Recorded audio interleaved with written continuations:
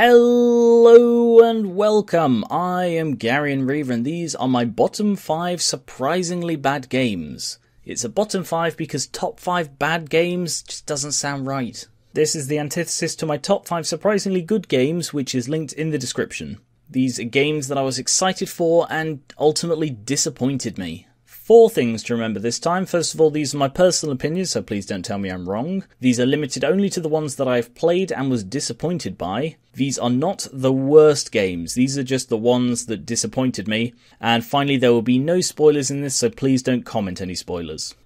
Number 5. Mafia 2. I am a fan of the Mafia. I like the themes, I like the style. I love the first Godfather movie. Having an open world sandbox crime game where you play as a guy who goes up through the Mafia, it sounds really good. And I'm not being facetious here when I say that Mafia 2 has some of the genuinely best crime physics in any game ever. It has a complex multi-tiered wanted system. It has police who focus on arresting rather than killing. If there are no witnesses, there are no crimes. There's crime scene tape over doors. It's fantastic. It is so well done. And holding up stores is interesting and fun. Where it falls flat is that it's all bloody pointless. There is absolutely no way to save the game outside of doing story missions. One time when I found this out the really hard way was when I needed $3 to pay off a debt in the story. I raised it in the sandbox by robbing things, killing people, all the good stuff. But the problem was I couldn't use it. Because you can't use money that you get in the sandbox to do story things. And then when I died in the sandbox, I lost all of the money because there's no way to save it. So there is no point to it. The story itself is cliché and really poorly handled. And maybe Mafia 3 is better, I've not played it. But there is a full live playthrough on my Twitch channel, which is linked in the description. Number 4. Wasteland 2. Get this. This is a post-apocalypse game, which is a sequel to a 1988 game from the people who worked on Fallout. That sounds amazing. I pre-ordered it and covered it on release. It quickly soured. I've not played Wasteland 1, and while that's not a thing to count against Wasteland 2, they do make enough callbacks to it so that, they're obviously aiming for people who have played the first. And while it is by some of the people who worked on Fallout, it's inspired heavily by 1 and 2, rather than the ones that I know and love. I don't really like 1 and 2. I find that they're too unforgiving. And that's what Wasteland 2 is. It is a very unforgiving game. The difficulty curve is all wrong. The first few levels are so freaking hard because you have no equipment, no money, no health, nothing. And then by the time you get to the end, you're a god who cannot be stopped. The story itself is predictable and uninspired, the graphics are inconsistent and they're really ugly, and the gameplay is categorically worse than XCOM Enemy Unknown, which came out before it. I 100%ed the game, but that was for my sake, not the game's. It was just my inbuilt need to 100% games for achievements. And there is a full playthrough of this one on this channel, linked in the description. Number 3. Prospect. A fan-made sequel to Half-Life's one spin-off Opposing Force, made in the Half-Life 2 engine.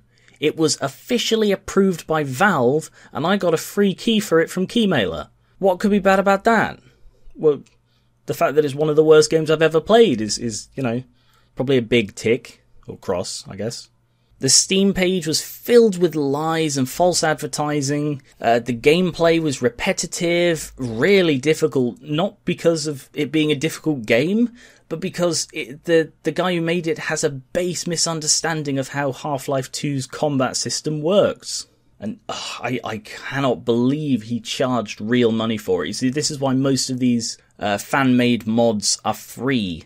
Because they're fan-made, because they're not tested properly, because they're unbalanced. I would have been so pissed if I had had to pay money to play that. In the spirit of fairness, I've read that it has had a giant update since I played it, but really, from what I saw, I have absolutely no interest in seeing if it's fixed any of the multitude of issues that game has. If you're interested in seeing some of these multitude of issues, once again, I have a full playthrough on my channel. What's it really say about me that I have playthroughs of all these awful games? And I also have a written review, both of which are linked in the description. Number 2, Binding of Isaac Rebirth. We're getting into the betrayed portion of the list now. I really enjoyed Binding of Isaac and Wrath of the Lamb, which is the DLC massive content update that they did for the first one. I never got hardcore into it, but I would always recommend it to people based on the themes, the aesthetic, the style it had that was uniquely horrific and adorable. And then when I heard about a remake with new graphics, new content, better optimization, because the first one was terribly optimized, it sounded amazing. It's another one that I bought on release, and then the more I played it, the more I became increasingly unimpressed with it. I know a lot of people are going to disagree about the things I'm going to complain about, but it did change a lot of the things that I liked. There are very few, if any, of the new features that I do like the multi-part rooms. I don't think they work at all. It changed a game that I liked into a bullet hell, and apparently this was always the plan, and they just couldn't do it with a Flash game. Add to that the massive overuse of poop themes in this one, and I know they were in the original, but for Rebirth they were just dialed up to 11. I really hope that Binding of Isaac Rebirth will be the thing that would hook me properly and get me to play it for hours and hours, like a friend I know who is bloody obsessed with it. But really, it just pushed me away. And finally, number 1, the big one, Deponia Doomsday. It pains me, it really does. I've talked a lot about how much I love Deponia. I based my channel art on it. And I won't spoil it, but the ending to the Deponia trilogy, the first 3 games that I played and loved, was sad but well done. A lot of fans, however, absolutely hated it and begged for it to be redone. And then suddenly out of nowhere, Daedalic announced Deponia 4. A big theme in the marketing was, can you change the outcome? I, of course, immediately pre-ordered it, and I honestly have never been more excited for a game release. I got it, installed it, stayed up all night playing it, and blitzed the game playing straight for about 14 hours. By 2 AM I was disappointed, and by the end I was devastated. I can't go into detail about why, and I think I'll do a full G-log talking about it with spoilers just so that I can explain everything that went wrong with it.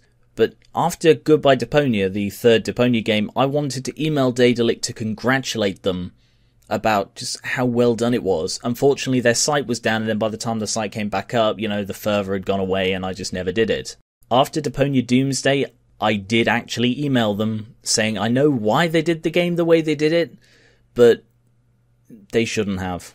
And I know how melodramatic this sounds, but after that I had to replay part of the first Deponia just to remember why I loved the franchise, and I have not touched Deponia Doomsday since. It remains to this day the biggest disappointment in gaming and in a developer I have ever had. And on that incredibly somber note, that is all for my list. Comment with your most surprisingly bad games and suggestions for future top or bottom 5s. And remember that you can always vote for next month's top 5 by pledging to my Patreon, which is also, along with everything else, linked in the description. Thank you very much for watching, and I'll catch you later.